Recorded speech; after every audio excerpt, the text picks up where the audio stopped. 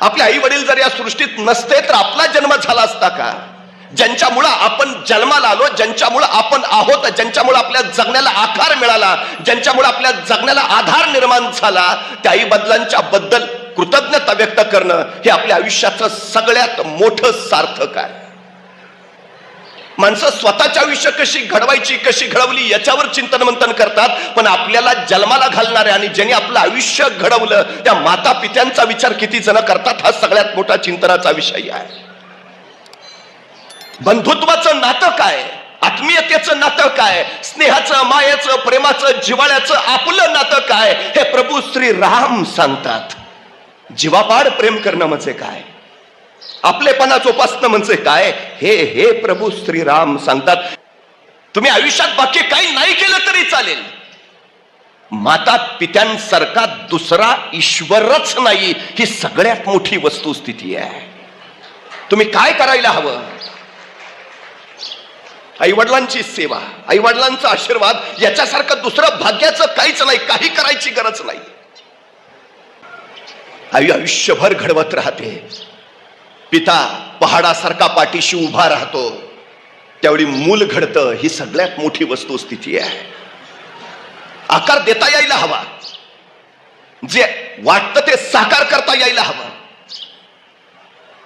कुठून येतं हे सगळं? हे संस्कारातून येतात. संस्कार कुठून येतात? हे माता पित्यांच्या कुशीतून येतात. हे सगळ्यात महत्वाचं आहे. अडचण अशी आहे की माता पिता असताना त्यांची किंमत आम्हाला कळत नाही आणि माता पिता गेल्यावर मग कशालाच किंमत राहत नाही. ही सगळ्यात मोठी गोष्ट आहे. नुसते असा बस, नुसतं असणं सुद्धा किती महत्वाचं आहे हे ज्यांना आई बाप नाहीत त्यांना एकदा विचारून पहा. योग्य वेळी योग्य त्या गोष्टी मिळाल्या म्हणजे माणसं घडतात. ही सगळ्यात मोठी वस्तुस्थिती आहे. मी का बिघडलो माहिती आहे? मी जन्माला आलो आणि माझी आई माझ्यापासून हिरावली गेली. मी चालायला लागलो आणि माझे वडील माझ्यापासून नियतीने हिरावले गेले. मला आधार देणारं, घडवणारं, संस्कार देणारं, जगवणारं कुणी नव्हतं.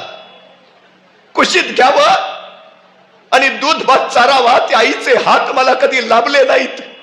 ज्यांचं बोट धरावं आणि सामाजिक नीती नियमांचे संकेत शिकावे असा बाप मला कधी लाभला नाही. मी आज जो आहे ना तो फक्त आणि फक्त आई बाप नसल्यामुळे आहे. वाल्याचा वाल्मिकी होतो जर योग्य साथ, आधार, संस्कार लाभला तर. पण वाल्मिकीचा वाल्या व्हायला सुद्धा वेळ लागत नाही जर पाठीशी सावरणारं कुणी नसलं तर. फक्त एक गोष्ट लक्षात ठेवायची, माती ओली असली की मग त्या गोळ्याला आकार देता येतो आणि वय संस्कार क्षम आलं की मग मूल घडवता येतं. आकार द्यायचा असेल तर माती ओली हवी आणि वय संस्कार क्षम हवं. माती सुकली की मग आकार देता येत नाही आणि वय निघून गेलं की माणूस घडवता येत नाही. ही सगळ्यात महत्वाची गोष्ट आहे. त्यामुळे घडण्याच्या वयात ज्याच्या वाट्याला माता पिता आले त्यांचे आयुष्य घडली. ही सगळ्यात महत्वाची गोष्ट आहे. जगाच्या पाठीवर सगळ्यात जास्त त्याग जर करणारी व्यक्ती कोण असेल तर ती असते आई आणि बाप. ह्यांची तुलना कुणाशीच होऊ शकत नाही त्यागाच्या बाबतीत. हे फक्त देत राहतात फक्त. घेणं माहितीच नाही ना, अजिबात नाही. आईनं कधी हिशोब मांडलाय? तुला 9 महिने पोटात सांभाळला, तुला 9 महिने दूध पाजलं, तुला चालायला शिकवलं, बोलायला शिकवलं, तुला नाही. कधीच हिशोब मांडत नाही. मुलानं वडिलांकडे फक्त मागावं, बाबा हे हवं. परिस्थिती असेल नसेल, पोटाला चिमटा काढेल पण बाप पोराला हवं ते आणून देईल. देणारा माता आणि पिता हा देणारा वर्ग आहे. घेत नाही काही, अजिबात नाही, अपेक्षाही नाही. भगवान श्रीकृष्ण आम्हाला निष्काम कर्मयोग सांगतात. निष्काम कर्मयोग, अपेक्षा नसणारं कर्म करा, फलाची अपेक्षाच करू नका. या जगात फक्त 2च व्यक्ती फलाची अपेक्षा न करता कर्म करतात. एका व्यक्तीचं नाव आहे आई आणि दुसऱ्या व्यक्तीचं नाव आहे वडील, ज्यांच्या कार्यात कधीच फळाची अपेक्षाच नसते, विषयच नाही, अजिबात नाही. देणं फक्त यांच्याकडनं शिकावं. त्याग यांच्याकडनं शिकावा, समर्पण यांच्याकडनं शिकावं. हे सगळ्यात महत्वाचं. आम्ही काय शिकतो? अडचण काय आमची झाली? ज्या काळात माझ्या महाराष्ट्रातली पोरं शिकली नव्हती त्या काळात माझ्या महाराष्ट्रात एकही वृद्धाश्रम नव्हता. पण माझ्या महाराष्ट्रातली पोरं शिकली आणि तालुक्याला वृद्धाश्रमांची निर्मिती झाली. जा एखाद्या वृद्धाश्रमात काही वृद्ध जोडपी खितपत पडलेली दिसतील, सहज एखाद्या वृद्धाला प्रश्न विचारा, तुमची मुलं काय करतात? त्या वृद्धाश्रमातला तो म्हातारा सांगेल, माझा पोरगा डॉक्टर आहे, माझा पोरगा इंजिनियर आहे, माझा पोरगा वकील आहे, माझा पोरगा प्राध्यापक आहे. पण त्या वृद्धाश्रमातला एकही म्हातारा तुम्हाला असं नाही म्हणणार की माझा पोरगा अडाणी शेतकरी आहे. कारण शेतकऱ्याचे आई बाप कधीच वृद्धाश्रमात जात नाहीत. ही सगळ्यात मोठी वस्तुस्थिती आहे, सगळ्यात मोठी. कुठलं शिक्षण देतो आम्ही? जी मुलं आई बापाला सांभाळू शकत नाही ते समाज काय सांभाळणार? ते राष्ट्र काय सांभाळणार? बर जे फक्त देतच आलेत काय बाकी? आपण जन्माला आलो, डोळे उघडले त्यावेळी आपल्या सोबत आपले आई वडील होते. त्या आई वडिलांची इच्छा फक्त एवढीच असते की आम्ही डोळे मिटताना आमच्यापाशी फक्त तुम्ही असा, बस, बाकी काही नको आहे. आणि एक गोष्ट कायम लक्षात ठेवा, मुलं पुस्तकाच्या पानावरनं कधीच शिकत नाहीत. मुलं आपल्या अनुकरणातनं शिकतात. ही सगळ्यात मोठी गोष्ट आहे. त्या आईला कळालं, बाळा तू मला पाठवलंयस, 100% सांगते तुझा पोरगा तुला पाठवणारच. काय पेरतो आम्ही तेच उगवतं, दुसरं उगवतच नाही. तुम्ही पेरूचं बी पेरलंय ना, पेरूच उगेल. पेरूचं बी पेरल्यावर चिंच लागणार नाही, हे पहिलं लक्षात ठेवायला हवं. नैसर्गिक सूत्र त्या आई ते सांगते त्याला. छत्रपती शिवाजी महाराज कुणाच्याही पोटी जन्माला येत नाहीत, त्याला शहाजीराजे व्हावं लागतं. माऊली ज्ञानेश्वर कुणाच्याही अंगणात खेळत नाहीत, त्याला विठ्ठलपंत बनावं लागतं. जगद्गुरु तुकोबा कुठेही जन्माला येत नाहीत, त्याला बोल्लोबा असावं लागतं. आपला बाप कोण असेल हे आपल्या हातात नसतं, पण आपण कुणाचं बाप व्हावं हे आपल्याच हातात असतं. ही सगळ्यात मोठी वस्तुस्थिती आहे. समाज घडवणं, मुलं घडवणं हे आपल्या हातात आहे. आम्ही तो विचार केला पाहिजे. आमच्या जगण्याला जर आकार देता आला तर उद्याच्या पिढ्यांना आकार आपोआप देता येतो. ही सगळ्यात मोठी गोष्ट आहे. आमचं जगणं तसं आम्ही घडवायला हवं. सगळ्यात महत्वाचं काय संस्कार देतो आम्ही? 50 वर्षाचं आयुष्य आहे छत्रपती शिवाजी महाराजांचं, पण या 50 वर्षाच्या आयुष्यात एकही घटना अशी नाही, एकही प्रसंग असा नाही की ज्याचं महाराजांनी नियोजन केलं नाही. अहो ते जाऊ द्या, आईच्या गर्भात असतानाच ज्यांच्या आयुष्याचं नियोजन ठरलंय असा जर कुणी महापुरुष या सृष्टीत जन्माला आला असेल तर छत्रपती शिवाजी महाराजांशिवाय दुसरं नाव नाही. ही सगळ्यात मोठी गोष्ट आहे. म्हणजे जन्माला यायच्या आधीच ठरलंय काय जन्माला यायचंय, जन्माला यायच्या आधीच ठरलंय जन्माला येऊन काय करायचंय, सगळं ठरवलंय माता पित्याने. का जन्माला यायचं आहे? शिवनेरीवर शिवाई देवीला साकडं घालताना मासाहेब काय सांगतात? आई पुत्र दे, रयतेच्या डोईवर सुखाचं छत्र ठेवणारा. आई पुत्र दे, अन्याय अत्याचाराचा नायनाट करणारा. आई पुत्र दे, जनसामान्यांचे प्रश्न सोडवणारा. अहो आपल्या मुलाचं नाव तरी काय ठेवावं मासाहेबांनी? शिवाजी. का? संस्कार कसा असतो बघा. जगद्गुरु तुकोबराय ज्यावेळी पहिल्यांदा शुभराजांना भेटले, एखादा मोठा माणूस कसा मुलाला विचारतो, बाळ नाव काय? तुकोबांनी विचारलं नाव काय, आणि शुभराजे म्हटले शिवाजी, शिवाजीराजे. आणि तक्षणी जगद्गुरु तुकोबा म्हणाले, शिव तुझे नाम ठेविले पवित्र, छत्रपती सूत्र विश्वाचे की. तुकोबा सांगतायत धन्य आहे तुझी आई जिनं तुझं नाव शिव ठेवलं. का? शिव हे विश्वाच्या पावित्र्याचं सूत्र आहे, ते छत्रपती सूत्र आहे. छत्रपती होणार. शिवाजी महाराजांनी आयुष्यात काय केलं हो? फक्त नावासारखं जगले.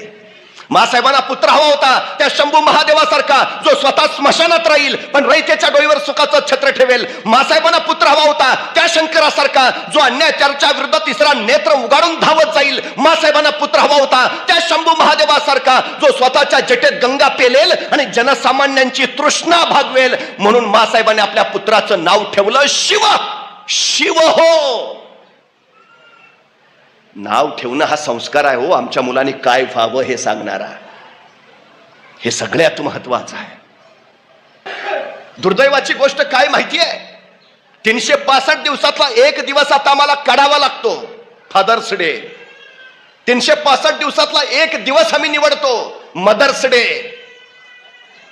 म्हणजे 365 दिवसात तुम्हाला एक दिवस काढावा लागतो आणि सांगावं लागतं, आई आमचं तुझ्यावर प्रेम आहे. आणि उरलेले 364 दिवस काय करता मग? एक दिवस काढून सांगायची वेळ यावी. मुलं पाळणा घरात आणि आई बाप वृद्धाश्रमात, ही अलीकडची समाज व्यवस्था झाली आहे. मला एका प्रश्नाचं उत्तर द्या, सहस्त्रावधीचं सैन्य घेऊन जाणारा दुर्योधन कुरुक्षेत्रावर यशस्वी झाला का 92 वर्षाचे भगवान श्रीकृष्ण घेऊन गेलेले अर्जुन यशस्वी झाला? अर्जुन, मी वारंवार सांगतो, ज्या घरात वृद्ध माणूस आहे त्या घराचा कुणी कधीच पराभव करू शकत नाही, अजिबात नाही. आयुष्याच्या समृद्ध अनुभवांच्या शिदोरीचा वापर पुढच्या पिढ्यांसाठी होत असतो. त्यांचं मार्गदर्शन पुढच्या पिढ्यांना होत असतं. संस्कार प्रवाहित होत असतात. ते घर चळत नाही, वळत नाही, वाकड्या नजरेनं पळत नाही, ते सरळच चालतं. प्रत्येक घरात वृद्ध असायलाच हवेत. ते भगवान श्रीकृष्णाचं समृद्ध रूप आहे. आमच्या मुलांना संस्कार तिथून मिळतात. आता अडचण आहे हो, आई वडील दोघंही कामात आहेत, त्या मुलाकडे बघायला वेळ कुणाला आहे? संस्कार करायचा तर विषयच नाही. अशा वेळी हे आजी आजोबा नावाचं विद्यापीठ घरात असायला हवं. बाप माणूस घरात असायलाच हवा. तेव्हा घर उभा राहतं, बहरतं, फुलतं आणि मोठा होतं. ही सगळ्यात मोठी वस्तुस्थिती आहे, सगळ्यात मोठी. कृतज्ञता ती व्यक्त करायची आम्हाला आमच्या माता पित्यांबद्दल.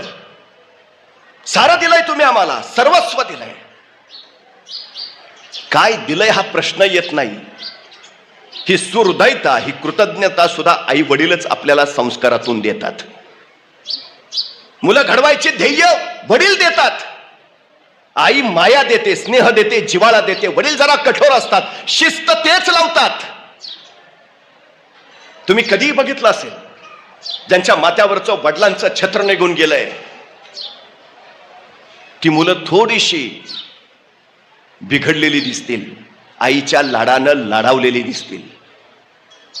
आई प्रेम देते, माया देते, स्नेह देते, जिव्हाळा देते, पण वडील शिस्त देतात, आयुष्याला आकार देतात. ही सगळ्यात महत्वाची गोष्ट आहे. आपली जबाबदारी ती आहे, त्यातून इतिहास घडतो. छत्रपती शिवाजी महाराज जन्माला यायच्या अगोदर माता पित्यांनी त्यांच्या आयुष्याचं नियोजन करून ठेवलंय. 12 वर्षापर्यंत शहाजी राजांनी पिता म्हणून त्यांना जे शिक्षण द्यायचं होतं ते सगळं शिक्षण दिलं. युद्ध शिक्षण, प्रशिक्षण सगळं. शिवबाराजे 12 वर्षाचे झाले आणि या पती पत्नीनं प्रचंड मोठं समर्पण दिलं. स्वतःचा संसार बाजूला सरला आणि रयतेचा प्रपंच उभा करण्यासाठी एक विलक्षण निर्णय घेतला की मासाहेब जिजाऊनी शिवबाराजांना घ्यावं, महाराष्ट्रात जावं, महाराष्ट्रात शिवबाराजांनी राज्य उभा करावं. थोरले संभाजीराजे बेंगलोरात शहाजीराजांबरोबर राहतील आणि ते कर्नाटकचं राज्य विस्तारतील. उद्याच्या भविष्यात महाराष्ट्र आणि कर्नाटक असं विस्तीर्ण साम्राज्य उभा करायचं. 2 मुलांसाठी हे दोघं एकमेकांपासून वेगळे झाले. आई शिवबाराजांबरोबर आणि वडील संभाजीराजांबरोबर. 12 वर्षाचे आहेत, 12 वर्षाचे शिवबाराजे. जिजाऊ मासाहेबांबरोबर पुण्यात निघाले. आता आपल्या पुत्राला एका पित्यानं काय द्यावं? स्वतः संस्कृत मधून तयार केलेली मुद्रा दिली, नवे स्वप्न दिलं, ध्येय दिलं, महत्वाकांक्षा दिली. काय सांगितलं शहाजीराजांनी? प्रतिपच्च चंद्र लेखे वर्धिष्णू विश्ववंदिता शहसुनो शिवसैषा मुद्रा भद्राय राजते. एक पिता आपल्या पुत्राला ध्येय देतोय. काय करायचंय तुम्ही? राज्य उभा करायचंय. बरं, एका पित्याला खात्री किती आहे बघा.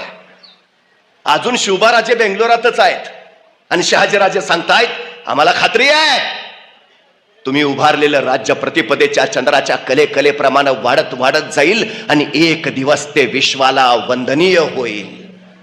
काय ध्येय आहे? जिथं चुका काढायची संधी शोधली जाते ना, तिथं इतिहास कधीच घडत नाही. जिथं कौतुक करायची संधी शोधली जाते तिथं इतिहास घडतो.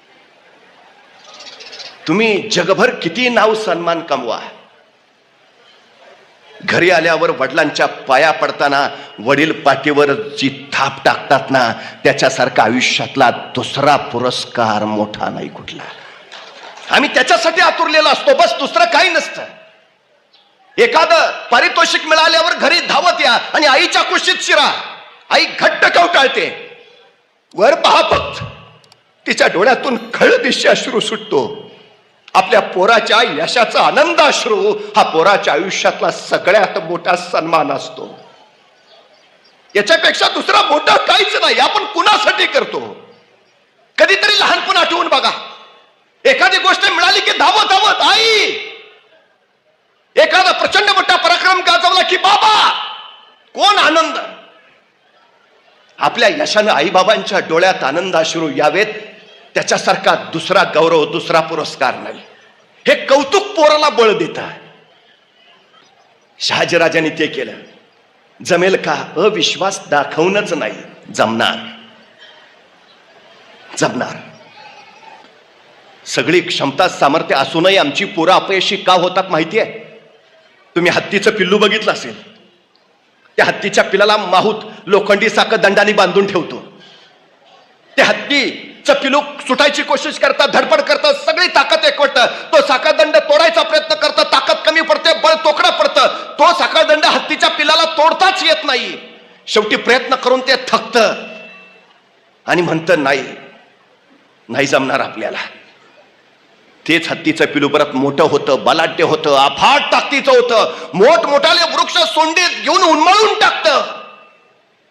त्या बलाढ्य हत्तीला माहूत कधीच साखळदंडाने बांधून ठेवत नाही. तो साखळदंड नुसताच तिथं पायात त्याच्या सोडलेला असतो, पण बांधलेलं नसताना सुद्धा तो बलाढ्य मोठा हत्ती कधीच तिथून निष्ठून जायचा प्रयत्न करत नाही. कुणीतरी माहूताला विचारतं, अहो एवढा मोठा हत्ती तुम्ही बांधून का ठेवत नाही? माहूत म्हणतो, त्याला मी बांधायची गरज नाही, त्यानं स्वतःच स्वतःला बांधून घेतलंय, आपण इथून निष्ठू शकत नाही. मर्यादा तुम्हाला कुणी बाहेरून घालू शकत नाही. बंधनं तुम्हाला कधीच कुणी बाहेरून घालू शकत नाही. मर्यादा तुम्ही आतून घालत असता स्वतःला. साखळदंड बांधलेला नसताना सुद्धा बांधलाय असं ठरवता आणि पुढं जायचंच टाळता. हे आमच्या अपयशाचं मुख्य कारण आहे. आमच्या पिढ्यांनी पुढच्या पिढ्यांना काय सांगितलं पाहिजे? आहे ताकद तुझ्या, चल जा. अजय शहाजीराजांनी शुभराजांना सांगितलं, जमेल का? जमेलच, जा. बलाढ्य आहेस. तेव्हा पुढची पिढी घडेल. हो, तेव्हा घडेल पिढी. अपयशाची कारण आमची ही आहेत. आम्हाला बाहेरून कुणीही पराभूत करू शकत नाही या जगात. या जगात फक्त आम्हीच स्वतःला पराभूत करू शकतो आणि या जगात दुसरं कुणी आपल्याला विजयी करू शकत नाही. फक्त आपणच आपल्याला विजयी करू शकतो. ज्याला हे कळालं ना, त्यानं इतिहास घडवला. सगळ्यात महत्वाची गोष्ट आहे ती. सगळ्यात संकट आपल्याला अडवायला येत नाहीत, संकट आपली उंची वाढवायला येतात. अडचणी आपल्याला थांबवायला येत नाहीत, अडचणी आपल्यातल्या क्षमता बाहेर काढतात. अडथळे आपल्याला रोखायला येत नाहीत, अडथळे आपल्यातली कौशल्य बाहेर काढायला येतात. अडचणी, संकट, अडथळे यायलाच हव्यात, त्याशिवाय आमचं व्यक्तित्वच घडत नाही. ही सगळ्यात महत्वाची गोष्ट आहे. सावलीत ठेवूच नका पोरांना. बाप म्हणून त्यांना त्यांचा संघर्ष करू द्या.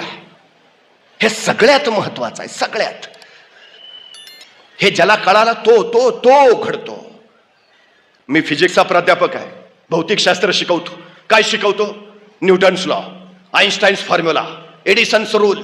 मला प्रश्न पडतो, हेच का शिकवायचं सारखं? Newton's law, Einstein's formula, Edison's rule. मला वाटतं बरं झालं ते सफरचंदाच्या झाडाखाली न्यूटनच बसला होता. ते सफरचंद खाली पडलं आणि त्याला प्रश्न तरी पडला, ते खालीच का पडलं? मग गुरुत्वाकर्षणाचा शोध लागला. आपल्यातला कोणी बसला असता तर तो बसला असताना पडलं असतं सफरचंद खाली. काय प्रश्न पडला असता त्याला? बरं झालं मी असतानाच पडला. दुसरा प्रश्न, बरं झालं आणखी कोणी नाही, अकेले अकेले खाएंगे. आणि तिसरा प्रश्न जर त्यांनी वडिलांना विचारलंच, बाबा सफरचंद खाली का पडलं? बाबा म्हणणार, खाना मुकाट्यानं का डोक्याला ताप देतो? हाय ते व्याप कमी आहेत का? संपला आमचा न्यूटन सफरचंदाच्या झाडाखालीच. जिज्ञासा वाढवली पाहिजे, प्रश्न पडले पाहिजेत, उत्तरं शोधता आली पाहिजेत, उत्तरं देता आली पाहिजेत. तेव्हा जगणं घडतं. पित्यानं काय करायचं असतं, जबाबदारीचं भान द्यायचं असतं पुढच्या पिढ्यांना. शहाजीराजांनी ते दिलं, पण ध्यानी ठेवा शिवभाराचे, हा भगवा पेलणं कुणालाही शक्य होत नाही. मनगटात रग आणि छातीत धग असावी लागते त्यासाठी. कारण हा भगवा साधा नाही, हा भगवा भगवान श्रीकृष्णांचा, हा भगवा प्रभू श्री रामचंद्रांचा, हा भगवा रामकृष्ण हरी म्हणत वारीला जाणाऱ्या वारकऱ्यांचा, हा भगवा हर हर महादेव म्हणत रणांगणावर उसळणाऱ्या धारकऱ्यांचा, हा भगवा त्यागाचा, शौर्याचा, पराक्रमाचा, अस्मितेचा आणि विश्वासाचा राजे, हा भगवा डौलानं फडकत राहू द्या. एक पिता काय देतोय संस्कार, शहाजीराजांनी तो विश्वास दिलाय आपल्या पुत्रात. हा भगवा तुमच्या राज्याचा आहे, न्याय देईल हे राज्य, विश्वास देईल. काय संस्कार आहे तो. आमच्या पोरांना हे संस्कार द्यावं. बाप आम्हाला दुसरं काही नाही मागत, त्यांनी त्याचं सगळं विश्व उभा केलंय, तुमच्यासाठी समर्पित करून त्यांचा विश्व उभा करण्यासाठी धडपडलाय. काही अपेक्षा नसते, फक्त जे नाव दिलंय ना ते नाव फडकत ठेवा, तेवढी अपेक्षा असते बापाची, बाकी काही नाही. माता पित्यांकडनं शिकण्याचा एकच गुण आहे आमच्याकडे. देवकी होणं कुणालाही जमतं, यशोदा होता आलं पाहिजे. वसुदेव होणं कुणालाही जमतं, नंद होता आलं पाहिजे. आपल्या मुलाला जन्म कुणी देतं, कुणी वाढवतं, दुसऱ्याचं पोर सोवळ घेऊन त्याला माया देऊन त्याला भगवान श्रीकृष्ण करता आलं पाहिजे. हे सगळ्यात मोठं जगणं आहे. या जगात फक्त आई आणि वडील हे दोघच आहेत जे फक्त देत राहतात, देत राहतात, देत राहतात. रॉकफेलर नावाचा एक प्रचंड मोठा उद्योगपती होता. शून्यातनं विश्व उभा केलं. वयाच्या 52व्या वर्षी त्याला अचानक कसला तरी आजार चढला, हॉस्पिटलमध्ये नेलं. त्यावेळी त्याची संपत्ती जगात सगळ्यात जास्त होती, जगातला सगळ्यात श्रीमंत रॉकफेलर.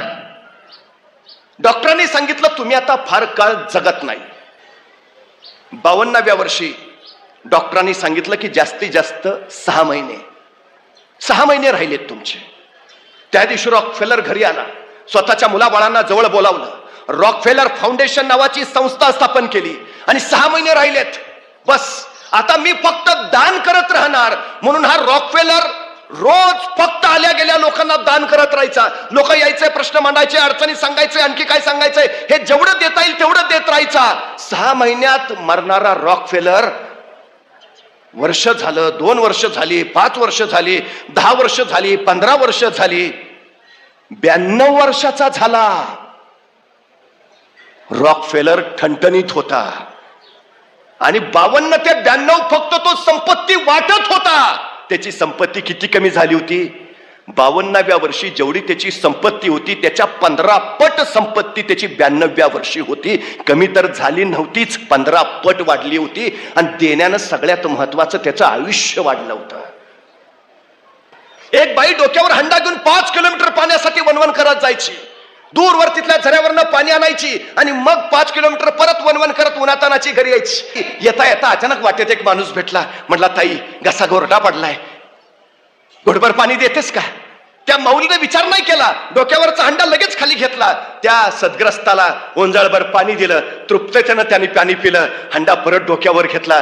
ती पुढे निघाली. काही अंतर आली, परत एक जण भेटला. आई आत्ताच जेवलो पण घसा ओला करायला पाणी नाही, पाणी देतेस. ही चिडली नाही, संतापली नाही. तर तुझ्यासाठी 5 कोस वणवण करायला गेले वय तुला पाणी द्यायला, सर बाजूला. अजिबात म्हटली नाही. शांतपणे डोक्यावरचा हंडा काढला. त्याही माणसाला तिनं पाणी दिलं. तो पाणी पिला, हंडा डोक्यावर घेतला, परत निघाली. वाटेत आणखी माणसं भेटली, पाणी मागत राहिली. ही पाणी वाटत राहिली, घराजवळ पोचली. त्यावेळी या माऊलीच्या डोक्यावरचा हंडा रिकामा झाला होता. हातातलं कॅन तेवढं भरलेलं. दारात पोरगं होतं. पोरानं बघितलं आईच्या डोक्यावरचा हंडा रिकामा आहे पण हातातलं कॅन भरलंय. पोराच्या लक्षात आलं ज्यार्थी हातातलं कॅन पाण्यानं भरलंय याचा अर्थ आई झऱ्यावरनं जाऊन आली, पण ज्यार्थी डोक्यावरचा हंडा रिकामा आहे याचा अर्थ आई येता येता पाणी वाटत आली. पोराला राग आला. दारात आलेल्या आईला विचारलं दुसऱ्याला पाणी वाटायला 5 कोस वणवण करत गेलीस का. 5 कोस वणवण करून कुणी सांगितलं दुसऱ्याला पाणी वाटायला, काय गरज होती. तशी ती माऊली आपल्या पोराला शांतपणे म्हणाली बाळा, तुला जगण्याचा सगळ्यात मोठा नियम सांगते. दुसऱ्याला देत राहिलं ना की आपल्या डोक्यावरचं ओझं कमी होतं. बघ ना, मी झऱ्यावर हंडा डोक्यावर घेतला त्यावेळी हंड्याचं किती ओझं होतं. येता येता मी फक्त दुसऱ्याला देत आले, माझ्या डोक्यावरचा हंडा किती हलका झाला. दुसऱ्याला देत राहिलं ना की आपल्या डोक्यावरचं ओझं कमी होतं. माणसं कीर्ती घेणाऱ्यांची सांगत नाहीत, माणसं कीर्ती देणाऱ्यांची गातात. हे आयुष्याचं सगळ्यात मोठं सत्य आहे. आमच्या पुढच्या पिढींना ते सांगा आणि जे दिलंय ते राखायला शिकवा. आमची अडचण सगळ्यात मोठी ती आहे हो. जगाच्या पाठीवर खरंच असं यंत्र नाही की ज्यात भाकरी टाकली की रक्त बाहेर येतं. केवढं अद्भुत शरीर आम्हाला आमच्या माता पित्यांनी दिलंय. काय खर्च करावा लागला हो त्यासाठी आम्हाला. आम्ही जपतो. एखाद्या माणसाला हार्ट अटॅक येतो, बायपास करावी लागते. बायपास करायची म्हणजे हृदयाची खराब झालेली रक्तवाहिनी काढायची आणि तिच्या जागी दुसरी रक्तवाहिनी जोडायची. या शस्त्रक्रियेला खर्च येतो 3 लाख रुपये. म्हणजे आमची एक रक्तवाहिनी केवढ्याला पडली? 3 लाख रुपयाला. आमच्या हृदयाजवळ अशा एकूण 1 लाख रक्तवाहिन्या आहेत. एक रक्तवाहिनी 3 लाखाची, तर 1 लाख रक्तवाहिन्याची किंमत किती झाली? 2 डोळे दिलेत आम्हाला. एखादा डोळा बाद होतो, आता नवा डोळा बसवता येतो. एका नव्या डोळ्याची किंमत आहे 15 लाख रुपये. म्हणजे 2 डोळ्याची किंमत झाली 30 लाख रुपये. 2 किडन्या दिल्यात आम्हाला. माणसं नको ते अपेयपान करतात, किडन्या बाद होतात, डायलिसवर जातात. डॉक्टर सांगतात किडन्या बदलाव्या लागतील, किडन्या बदलता येतात. एका किडनीची किंमत आहे 40 लाख. म्हणजे 2 किडन्याची किंमत झाली 80 लाख. म्हणजे त्या विधात्यानं जन्माला घालताना आम्हाला 1 लाखाचे रक्तवाहिनी, अशा 1 लाख रक्तवाहिन्या, डोळे 30 लाखाचे, किडन्या 80 लाखाच्या, असं अब्जावधी रुपयांच्या पुढे जाणारं शरीर दिलं. आम्ही या शरीर नावाच्या संपत्तीला जपायचं सोडून कुठल्या संपत्तीच्या मागं लागतो? हा सगळ्यात महत्वाचा प्रश्न आम्ही विचारला पाहिजे. जे आमच्या माता पित्याने आम्हाला शरीर दिलंय ते शरीर आम्ही जपायला पाहिजे. बापाच्या खांद्यावर पोरांची प्रेत यायला लागली हो. 20व्या 30व्या वर्षी हार्ट अटॅक येऊन पोरं जायला लागली. यासाठी नव्हता केला अट्टहास, शेवटचा दिस गोड व्हावा. आई बापाची इच्छा काय असते? शेवटचा दिस गोड व्हावा, बस. पुढच्या पिढीनं जगावं, घडावं, मोठं व्हावं. हे आमच्या उद्याच्या पिढ्यांना ते सांगा. मी नेहमी जाता जाता एक गोष्ट सांगतो. नवरा बायको होते. नवरा कामगार, मुंबईत गिरणी कामाला. 40-45 वय असेल. 20 वर्षाचा सुखाचा संसार. नवरा बायकोचं नातं इतकं घट्ट की नवऱ्याला ठेच लागली की बायकोच्या डोळ्यातनं टचकन पाळी यायच. बायकोला काय झालं की नवरा हवालदिल व्हायचा. एकमेकांसाठीच जगत होते. सुखानं चाललं होतं सगळं. हा सकाळी 9 वाजता घरातनं बाहेर पडायचा. 9:45 वाजता एका पानाच्या ठेल्यावर जायचा. 2 रुपयाची नोट देऊन 2.25 रुपयाचं एक साधं पान विकत घ्यायचा आणि उरलेले 25 पैसे त्याच पानाच्या ठेल्याच्या शेजारी बसलेल्या भिकाऱ्याच्या थाळीत टाकायचा. 20 वर्ष क्रम चुकला नाही. रोज 9 वाजता घरातनं बाहेर पडणार, 9:15 वाजता पानाच्या ठेल्यावर 2.25 रुपयाचं साधं पान घेणार आणि 2 रुपयाची नोट देऊन परत आलेले 25 पैसे त्याच पानाच्या ठेल्याजवळ बसलेल्या भिकाऱ्याच्या थाळीत टाकणार. 20 वर्ष नेम. सगळं सुरळीत व्यवस्थित आनंदात. पण अचानक संसाराला दृष्ट लागली. बायको आजारी पडली. काळजीपोटी यानं तातडीने दवाखान्यात नेलं. डॉक्टरांनी तपासणी केली आणि डॉक्टरांनी सांगितलं तुमच्या बायकोला कॅन्सर आहे. पायाखालची जमीन सरकली, डोक्यावर आभाळ कोसळलं, डोळ्यातनं खळदिशी पाणी सुटलं. त्याने डॉक्टरला विचारलं, डॉक्टर इलाज? डॉक्टर म्हणाले उपचार करावे लागतील, ऑपरेशन करता येईल, पण ऑपरेशनसाठी 1 लाख रुपये तातडीनं भरावे लागतील. तरच तुमची बायको वाचेल. ऑपरेशन झालं तर 1 लाख कुठून आणावे? पोटाची खळगी कशी बशी भरतो आपण, दिवस ढकलतो.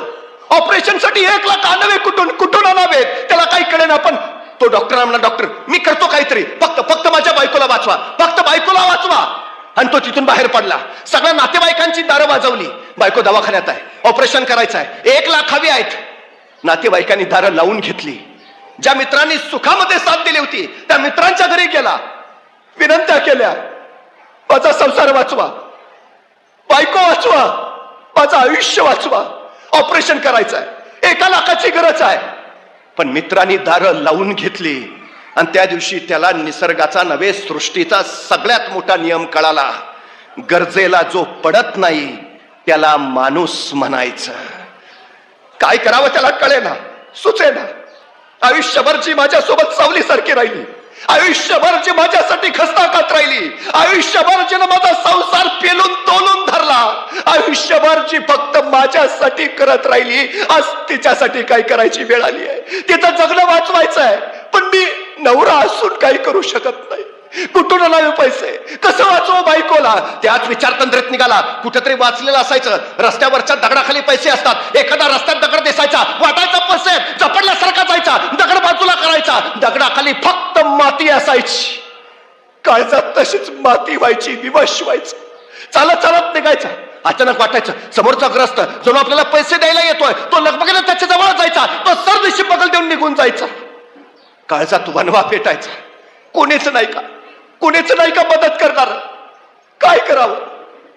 जो नवरा स्वतःच्या बायकोला वाचवू शकत नाही त्याला जगायचा काय अधिकार? विचार केला. सरळ चौपाटीवरून आज समुद्रात घुसला. गुडघ्यावर पाणी लागलं, कमरेपर्यंत पाणी लागलं, गळ्यापर्यंत पाणी लागलं, डोकं बुडवलं, मरून जावं. पण अचानक धाड दिशी वर आला. ती डोळ्यासमोर बायकोचा चेहरा तरळला. म्हणून मीच जर असा आत्मघात केला तर बायकोनं कुणाकडे बघायचं? या शेवटच्या क्षणी तरी तिची सोबत आपण दिली पाहिजे.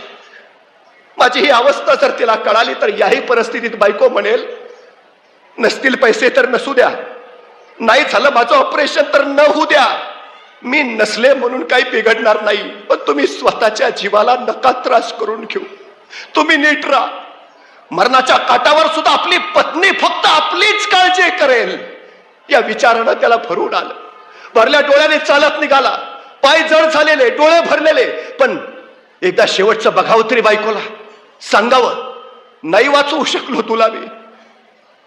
हॉस्पिटलकडे निघाला. चालता चालता अचानक पाठीमागून आवाज आला, ओ साहेब. तो त्याच्याच तंद्रीत होता. परत आवाज आला, ओ साहेब. मग मात्र यानं वळून बघितलं. गेली 20 वर्षाच्या पानाच्या ठेल्यावर हा नियमानं पान खात होता. तो पानवाला याला बोलावत होता. जड पावलांनी डोळे पुसत तो पानाच्या ठेल्यासमोर गेला. पानवाल्याने विचारलं, काय साहेब, 20 वर्ष पान खायचा नेम चुकला नाही आणि 3 दिवस बघतोय फिरकला नाहीसा, काय चुकलं का आमचं? तसा तो डोळे पुसत म्हणाला, नाही रे, बायको दवाखान्यात आहे, ऑपरेशन करायचं आहे, 1 लाखाची गरज आहे, सगळ्यांची दारं पुचली, पण कुणी मदतीला तयार नाही. कसं वाचवावं तिला या विवंचनेत आहे. तो पानाचा ठेलेवाला गहिवरला. त्याच्या खांद्यावर हात ठेवत म्हणाला, मालक, आपली प्रॉपर्टी म्हणजे आपली ही पानाचा ठेला, इकलं तर 25,000 येत्याल.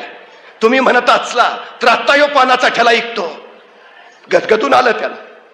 म्हणलास त्याचं चालत सगळं, पण 25,000 काय होणार रे? 1 लाख हवे. ठीक आहे करत तो तिथून पुढे निघाला. चालत राहिला. एकदा बघावं तरी डोळे भरून बायकोला म्हणून हॉस्पिटलमध्ये शिरला. काचेतनं बायकोचा चेहरा बघितला आणि एक मनात वाटून गेलं, हे तुझं शेवटचं दर्शन. नाही वाचवू शकलो आणि डसडसा रडत तिथंच गुडघ्यात डोकं खुपसून बसला. हमसा हमशी रडायला लागला. तेवढ्यात एक नर्स धावत आली. त्याला हलवत म्हणाले, ओ साहेब, या कागदावर सही करा, तुमच्या बायकोचं ऑपरेशन करायचं आहे. स्वर्ग भेटल्याचा आनंद झाला. त्याला काय कळेना. पैसे कोणी भरले? 1 लाख कोणी भरले? माझ्या बायकोला कोणी वाचवलं? माझा संसार कोणी वाचवला? कोण आहे तो? आणि त्या नर्सनं घोंगडं पांघरलेल्या एका माणसाकडे बोट दाखवलं आणि त्याला सांगितलं, तो घोंगडं पांघरलेला मनुष्य दिसतोय ना, त्याने तुमच्या बायकोचे 1 लाख रुपये भरले. धावत धावत गेला. घोंगडं पांघरलेल्या त्या फटक्या माणसाला पाठीमागून कडकडून मिठी मारली. तसेच खाली पाय धरले. धन्य धन्य तुझी, उपकार केलेस माझ्यावर, संसार वाचवलास. कोण आहेस तू? कोण का केलंस? आणि कोण आहेस तू हे म्हणत कोण आहे हे बघायला त्यानं मान वर केली. आश्चर्याचा धक्का बसला. ज्या पानाच्या ठेल्यावर गेली 20 वर्ष पान खात होता, 2 रुपयाची नोट देऊन 2.25 रुपयाचं पान घेऊन उरलेले 25 पैसे ज्या भिकाऱ्याच्या थाळीत टाकत होता, तो भिकारी याच्या बायकोच्या ऑपरेशनचे 1 लाख भरून निघाला होता. त्याने विचारलं, का केलंस? आणि तो भिकारी म्हणाला, चित्ती नाही असं त्याचा पांडुरंग दास. अरे गेली 20 वर्ष तू नित्य नियमानं माझ्या थाळीत टाकत राहिलास. 20 वर्ष तुझा नेम चुकला नाही माझ्या थाळीत टाकायचा. अरे मी एक दिवस तुझ्या थाळीत टाकलं म्हणून बिघडलं कुठं? तो वरचा बसलाय ना, तो भरपाई करत असतो. तुम्ही रोज 25-25 पैसे द्या, तो एक दिवस तुम्हाला लाख रुपये परत करतच असतो. ही सगळ्यात मोठी गोष्ट आहे.